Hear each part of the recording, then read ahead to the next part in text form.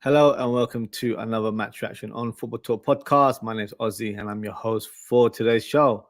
What an emphatic win from the Reds as they blew away Sparta Praha 5-1 today. Some great goals in the game. So let's analyze and talk about the key moments of the match. This is a calling show for the viewers, so if you'd like to come on and have your say, the floor is yours. I've pinned the link in the live chat for easy access.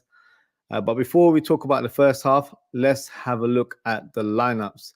And let's see how I did in terms of my predictions in my previous show. So let's have a look at the lineup. So in terms of the Sparta Praha lineup, a few faces that I haven't recognized in terms of what I presented in my lineup. So you have Sorensen, who starts in the back three. And then you've got Solbakken, Kyrian, and Zeleny, so three players that I didn't expect to see starting in this fixture. And then the front three was as expected from me. In terms of the Liverpool team, a very strong outfit, which I probably should have half guessed, knowing that Klopp normally puts out a very strong team in the Europa League, which he has done this season. So in this fixture, Robertson starts at left back, which was a surprise for me. I thought Tsimikas would have got a run in during this fixture. Kwanzaa Konate starts as a pair as expected. Joe Gomez at right back. And then McAllister starts in the game. I thought he might have been rested. He played alongside Endo and Elliott, playing in the number 8 role. And then you have Darwin Núñez leading the line. I thought another player that I thought would have rested as well. But he leads the line, and you've got Gakpo on the right and Diaz on the left. So that's the lineups, which was interesting for me. Let's talk about the first half. So the opening 5 minutes of the game, we were calm and collected.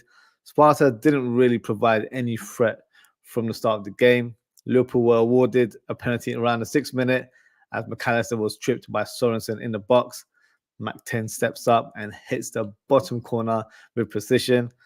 But then after that, for about a 10-15 minute spell, we seemed to just become a bit complacent, losing possession with misplaced passes, giving the opposition too many opportunities to attack, especially on the counter. Sparta Praha had quite a few chances to score, but Kelleher was on song and made some decent saves to prevent any goals conceded, especially that particular save from Haraslin's shot that he saved instinctively one-handed, and then Gomez followed up with a clearance from the goal line, and what a save that was. But around the 25th minute, Liverpool take the lead once again, and it literally came out of nothing. Liverpool on the counter-attack. Núñez gets the ball from the left side. He cuts inside and decides to hit a worldie of a shot with pure finesse into the back of the net.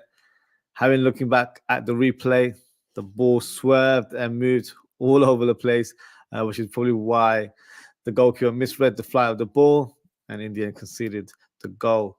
That wasn't the end of the massacre. Darwin Núñez scores his second goal of the game just before halftime. McAllister dinks a lovely ball over the Sparta Praha defense. Núñez finds himself on the right side of the box.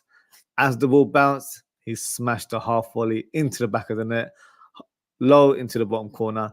What a strike it was from the Uruguayan striker, who's been in scintillating form in the game. So that leads to halftime. Joe Gomez is taken off for Conor Bradley. Initially, I thought it was a routine sub, but apparently the commentary team suggested that he was injured. So let's hope it's nothing too serious. But Conor Bradley didn't have the best of first touches, to say the least. Sparta Praha won the counter-attack. Mavencevic hits a nice low cross towards the 6-yard box.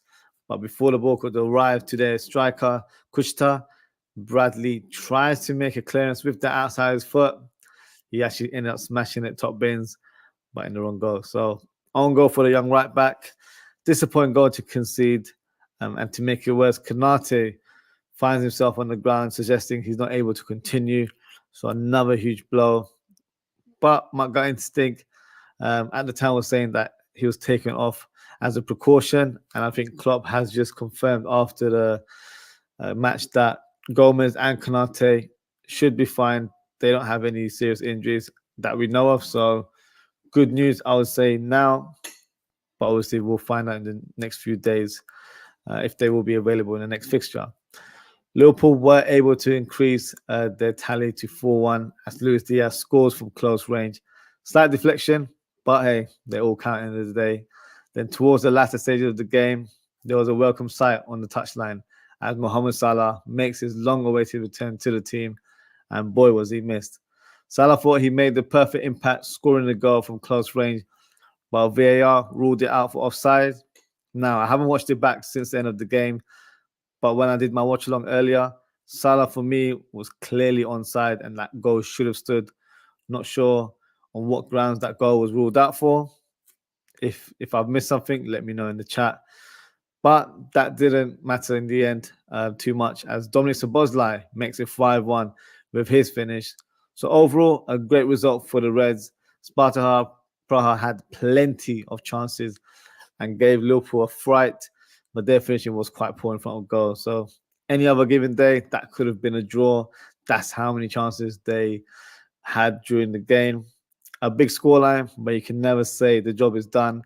It's still technically half-time, but I expect Klopp to rotate the squad next week as we face Manchester United in the FA Cup next weekend, which is a massive game. So now, time to do the player ratings. So let me share the graphics with you guys and we can begin. So let's start with the goalkeeper. So Keller, for me, another solid performance today. Made some solid saves in the first half. That one-handed one that I mentioned earlier on, where Joe Gomez made that clearance afterwards, was a world-class of a save. And he was pretty solid throughout. After that, he was pretty much making routine saves. He almost got caught out from the halfway line from their right fullback, Pesado.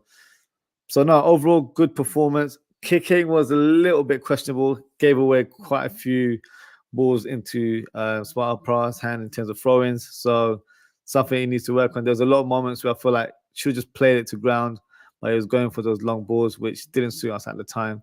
But in terms of his performance, I thought he had a good performance today. So I'm going to give him an 8 out of 10. Let's start with the left back. Robertson, for me, had a bit of an off day, if I'm being brutally honest. Looked out of place for me. Was caught out of position quite a few times, which is why their right wing back, Pesado, exploited us quite heavily. Most of their attacks, probably 90% of the attacks, came through the right-hand side. So that was a concern for me in terms of upcoming fixtures. But he's been a bit in and out of the team, not quite fully match fit, in my opinion. So hopefully this game helps him in terms of finding some rhythm. Whether he starts on Sunday is debatable, but we'll see how that goes. But in terms of his performance today, unfortunately, I can't give him a very high ranking. For me, he gets a 6 out of 10. Now, for me, the next player, Kwanzaa, he had a bit of a mixed day as well. To be fair, himself and Konate did. In the first half, I thought they were both quite poor in possession, gave the ball away quite a few times. And there were moments where they misread the balance and the attackers pretty much took advantage of situations, and that led to a couple of counter-attacks being created. So, yeah, a bit of lack of focus or concentration in certain parts of the game, because at that time we were on the lead, but you have to be 100% focused throughout the game. So a vital experience for both players, I guess, in terms of playing these type of games. It was a hostile environment. The crowd were very loud, as expected. So it wasn't an easy environment to play your game. So, no, for me, he had a decent game. Wasn't his best performance, but for me, he gets a 7 out of 10 for me. And Konate, I feel like for in terms of performance, he did get better. There was a moment in the first half where it was harassing that took advantage of him, got through him quite easily. And I'm thinking, come on, you need to use your physique. You need to body check him. And then he did that a couple of times after that. So wasn't best defensively, gave the ball away quite a few times as well. Hopefully his injury is just a minor knock and he's available for the next fixture. So today he gets a 7 out of 10 for me as well. Joe Gomez, I would say in similar fashion of Robertson. I thought he wasn't as exposed as Robertson on his side. I thought he was a bit more assertive in his position, but on the ball, he gave the ball quite a few times that led to a couple counterattacks in the beginning of the first half. So no, I think the whole defense, they were very poor in possession today. If it was a stronger outfit in front of us, the scoreline wouldn't be where it is on the screen right now. It wouldn't be 5-1. So for me, he had an average performance today. So he gets a 6.5 out of 10 for me. If you're watching live, let me know in the comments what you think of the ratings and let me know how you would score the players today as well. Now, on to the midfield. Let's start with Endo. Endo was very good today. Very, very good. His skill set certainly matched the opposition where he needed to be physical. He needed to use his presence, whether it's on the ground or on an aerial challenge. Did that very well today. Very neat and tidy on the ball. He's been I'll say he's been a player that we've solely missed. He just cleans things up for us. You know, we used to call Fabinho the Hoover. He's pretty much the same for our team as well. So no, very impressive performance throughout the game, first half and second half. And yeah, good to see him back in action, and hopefully he'll be raring to go against Man City on Sunday. So for me, he gets an 8 out of 10.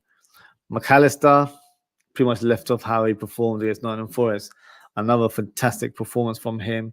Scored from the penalty spot.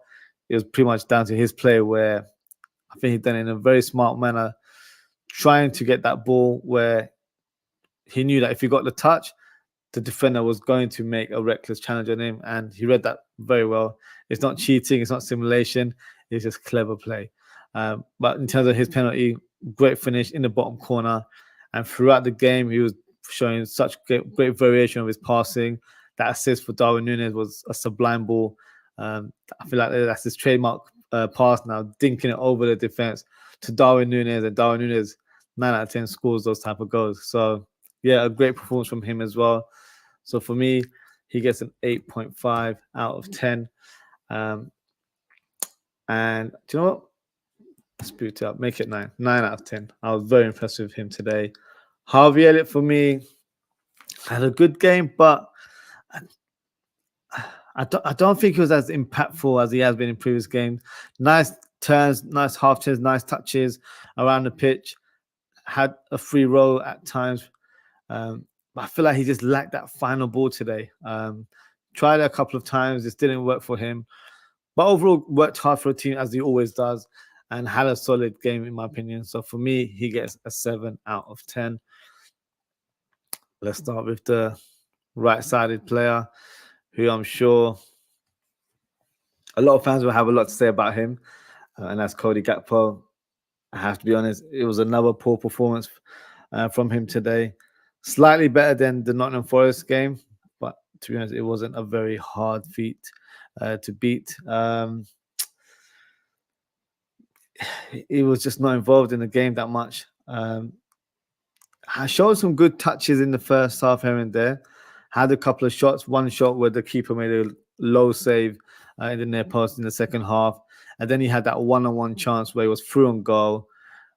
But he's a player that's lacking confidence, and it's quite obvious to say, because that goal where he was one-on-one with the keeper, he turned and then instinctively just shot in the corner.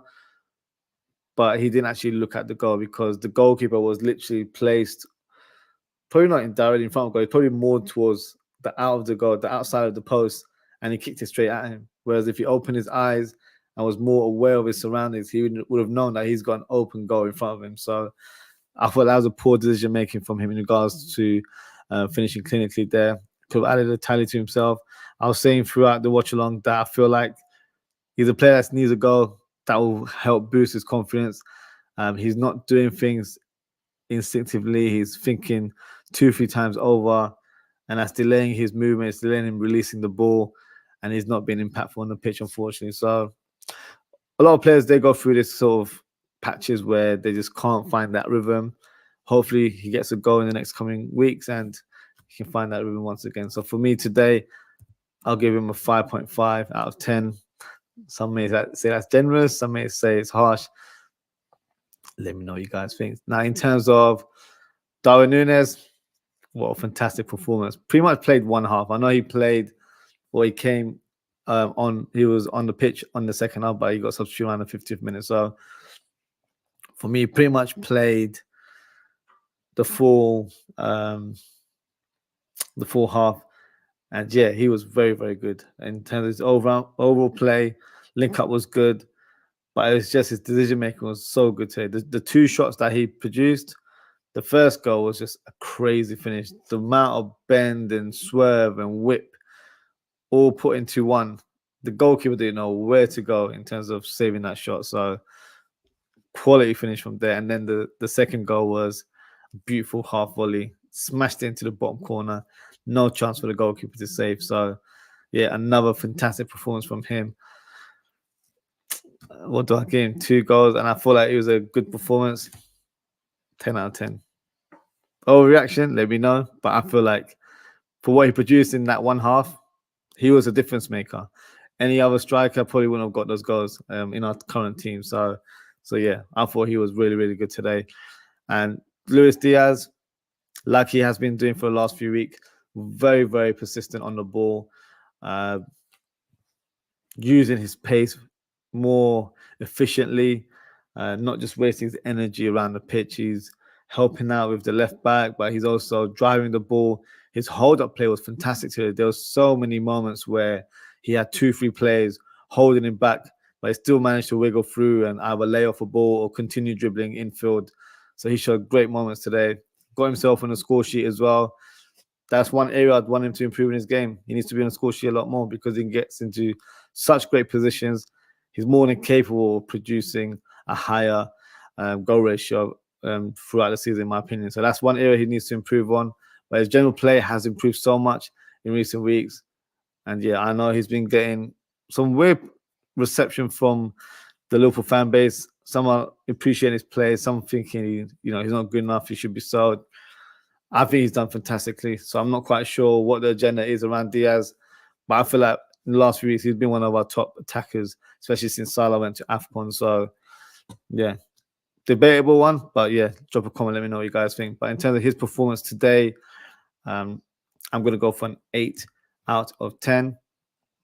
And look, there's only one player with the perfect score. So, you know who's going to be my man of the match. Goes without saying, and that is Darwin Núñez. I thought he was fantastic today. Looked really good, and he's picked up that Cincinnati form at the perfect time as we face Man City on Sunday. So, yeah, very, very good. Very, very encouraging signs from our attacker there. And, yeah, excited for that game this Sunday. But we'll finish off with our review with the substitutes. So let's bring them on. So we have Conor Bradley that came on for Joe Gomez. And then we also have Van Dijk coming on for Konate.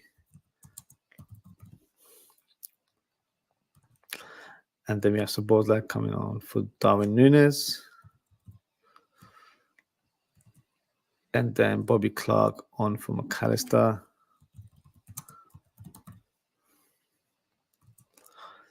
And Mohamed Salah coming on for Diaz. So Salah. So let's put these players in their correct positions. So Van Dijk, I know this is a bit OCD, but Van Dijk normally plays on the left side center. Back row, you got Endo, Bobby Clark, Elliott. And then I'll say Elliott ended up playing left wing, which is not his natural position, but that is the role he started playing. And then Szoboszlai in midfield, Gakpo through the middle, and Salah on the right. So that ended up being the final 11 before full time. So let's start with Conor Bradley. Yeah, not one of his best performances, to say the least. First touch was an own goal, so yeah, not a great start. But fair play to him. It didn't knock his confidence down too much. A couple of misplaced passes, but showed positive attitude, did well for the team. Played the inverted role. I don't like him in that role. That's just my opinion. I don't feel like he's effective in that role. For me, his key strengths are attacking that byline and whipping crosses from the right side. So I want him to see more in that role. He doesn't really have that range of passing to play in an inverted role. But yeah, that's just my opinion. But today, not the best of performances, unfortunately. So for Conor Bradley, I'm going to give him a 5.5 out of 10. Van Dijk, for me, was a very positive influence when he came off the bench. As I mentioned in the first half, the back line, pretty much everyone was wasteful in possession, looked a bit shaky, looked a bit nervous at times from the pressing that Sparta Praha presented to us. He came and then pretty much sharp, added calmness and composure in the back line. You could see him talking to all of the defenders around him. So that was probably missing in the first half, where people weren't really talking and just playing their own game. But he brought everyone as a collective and made sure they defended as a unit. And I feel like that definitely helped towards the latter stages of the game. So for me, another solid performance and an experienced performance from our captain, an 8 out of 10. So Boslai, another good performance. Passing was okay today. There were a couple of ones where he's missed passes here and there. Generally good play. I think he got better as the game went on. Showed more pace in his runs. Got the goal in the end, which was a good one. So for me, he gets a 7.5 out of 10. Bobby Clark. I think Bobby Clark was really good when he came on. Very impactful. Played in a clever role where he was playing as a left side number 8, but drifted to the left quite a bit. That allowed Elliott to come in a bit more infield, so they were interchanging quite well. But yeah, good on the ball, energetic, aggressive in his tackles, made quite a few tackles that led to throw-ins. So good team performance from him. So for me, he gets a 7.5 out of 10. And final player, Mohamed Salah. Yeah, he played for about 15 minutes. I would have rated his rating a little bit higher if that goal had gone in. I still don't believe that was the right call. He was definitely onside. Not sure what the VAR people were smoking, because yeah, that was not offside in my opinion. But in terms of his overall play, didn't have too many touches. But yeah, it's good to see him back on the pitch, and yeah, big game ahead. So that's why it's pleased to see him in action once again. So for me, he gets a 7 out of 10. And that's my rating for today. And that also wraps up the show. So thank you to everyone for tuning in. If you haven't already, please don't forget to like, comment, share, and subscribe to the channel. Next show is a matter of minutes away. I'll be doing a match preview of Liverpool versus Man City at 11 p.m. UK time, which is in half an hour. So please grab yourself a drink, have a little bite, come back, tune in at 11 p.m. as I'll be doing the match preview. I'll be joined by a special guest as well. So lots to talk about in terms of Liverpool and Man City. So yeah, make sure to join the show. And yeah, that's a wrap for today. So thank you to everyone for tuning. Take care, stay safe, and I hope to see you all very, very shortly. Goodbye.